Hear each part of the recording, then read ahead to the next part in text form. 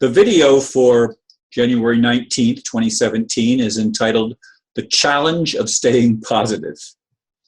Many things come to me on the internet. As I've said, I do not watch mainstream news or commercial TV.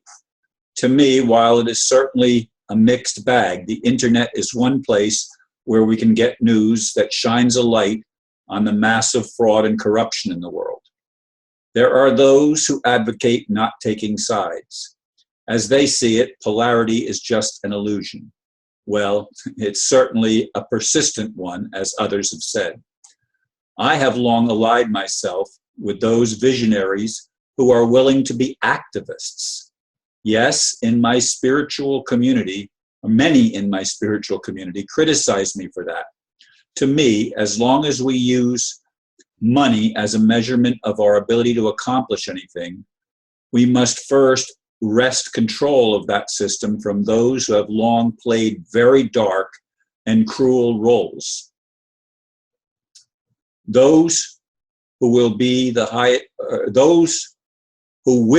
highest good for all, which is based on truth and justice, must somehow find a way to shift the situation in a positive manner. I think that this can only happen with divine assistance. Meanwhile, I ride an emotional roller coaster. Indeed, I wrote that blurb some time ago, and throughout the day today and yesterday, I'm getting information, that's labeling Anna von Reich to be, somebody that works for the Pope and is not up to any good.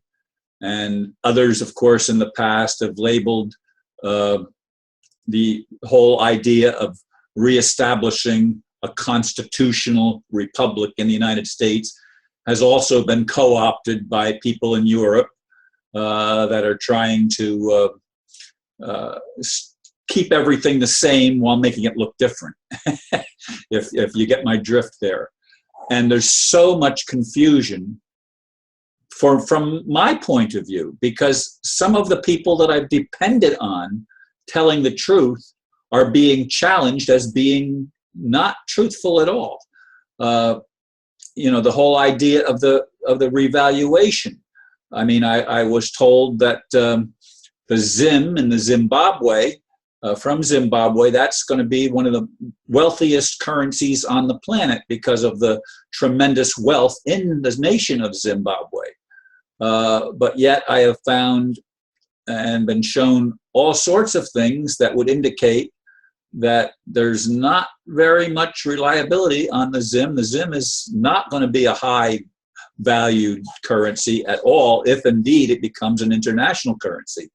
So all of these things are things that I thought were going to be pointing in a certain direction, and that direction is challenged. And that's why toward the end of that blurb, I said it can only happen with divine assistance, unless something more powerful than humanity is willing and able to step in and remove the dark elements from this planet, and as far as I'm concerned, from any universe where they still exist. We will never have peace. We will never be able to live in a culture that's based on love, that's based on truth and honesty and integrity. I mean, these are concepts that were not shown by those who claim leadership in our world, whether it's in politics, religion, business, whatever. It's primarily built on a system of lies and fraud and total corruption. I mean, Pizzagate is only at the tip of the iceberg as to the nature and character of the people that have been running the planet. Probably the highest echelon have been pedophilia, practicing pedophilia and child murder and just plain murder for eons and eons of time, going back thousands of years. But it's at a time now when we're aware of it. And yet there's people that want to put their heads in the sand and they only want to focus on what's positive. They don't want to pay any attention to all the warning signs that were being shown, to all the problems that are becoming so obvious to those that have their eyes open. But there's a spiritual teaching that's out there that says we're supposed to look the other way and not pay attention to the world and not what's going on. We're supposed to see it as all good. It's all good, and it's only good, Ron. There is no evil. It's only good. And I mean, I've heard this thing from people that are my friends and have been friends for a long time. So many people have been sucked into this thing. And I mean, I strive with all of my heart, with all of my soul, with all of my being, as I have since I was a little kid, to bring what I considered the kingdom of heaven on earth into manifestation. And it has to be on earth. It has to be physical. It's not something in some ethereal realm where the physical is just done away with, and we live in an imaginary world where we can, I don't know what we can do in that imaginary world, but to me, this world is the real world. That world is still imaginary to me. Now, it might have validity, it might have some reality, but until it comes into manifestation, until it's made physical, it has no substantial meaning as I see it. Now, maybe I'm all wrong. Maybe the whole physical thing is just a sick game that's been played on us. And if that's the case, get me out of it. I don't want to be in it. I don't want to be in it spiritually. I don't want to be in it physically. I don't want to be in it at all. I mean, it's hard to stay positive when everything that you think of that would bring hope and bring positive change to the world gets slammed by somebody that claims to see the loopholes and the errors in it and are quick to point it out, whether it's the restoration of the republic. Some people say that even George Washington was not what he claimed to be, and say Eisenhower wasn't what he claimed to be, and people are knocking some of the people that have actually done some positive things in the world, and they're trying to slam them. And I'll tell you, folks, it's confusing to me, and more than confusing, it's irritating.